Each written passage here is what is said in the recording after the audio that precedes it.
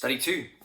So study 2, we're going to give you answers to study 1, and then we're going to give you some questions for verse 9 to verse 11. So here's the answers to study 1. We asked, first of all, what were Paul's emotions like in verse 1 to 8.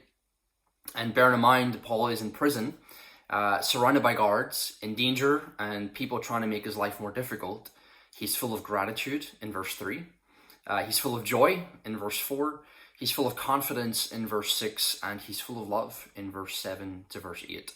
And that should really challenge us in light of our circumstances, both here at this lockdown and just in general life as well. No matter what we go through, Paul can be an example as someone who's living out what it means to be in Christ, full of gratitude, joy, confidence, and love.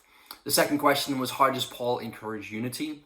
And what I'd like for you to do is read through the verses again and underline or write beside it or star, whatever you want to do, whenever you see the word all. So he says, I pray for all of you.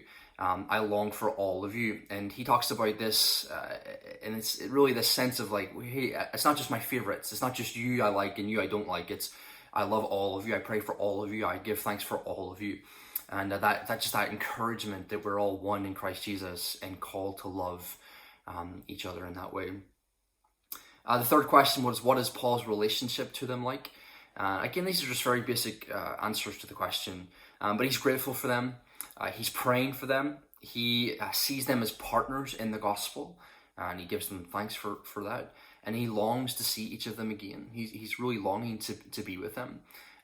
It says his bowels hurt so much with this longing to be with his brothers and sisters in Christ. So those are the answers to those questions. And then questions for study 2. So again, I'd encourage you to pause this, maybe look through those answers, and then read verse 9 to verse 11. And here are the questions for verse 9 to verse 11. Here we go. How many things can you notice about Paul's praying in verse 3 to verse 11? So we're not specifically looking at what he's praying, more how is he praying, and just one example to kind of help you with that. But he prays for all of them in verse 4. So hopefully that's helpful there. And again, there'll be answers to these questions eventually. Question 2, what are the 10 things that God has done for us according to verse 1 to 11? So some are more obvious than others. For example, in verse 1, we are saints in Christ Jesus. So Jesus Christ has made us saints. So hopefully that's fun to go through verse 1 to 11 and dig into that and see what exactly it is that God is doing for us and has done for us in these verses. And then question 3, what does Paul pray from verse 9 to 11? And there's a clue I'll give you, and the clue is that it's a 5-step prayer. So verse 9 to 11 is a 5-step prayer, and I would encourage you to read through it and spend time really digging down into that and trying to find out the 5 steps that are in this prayer.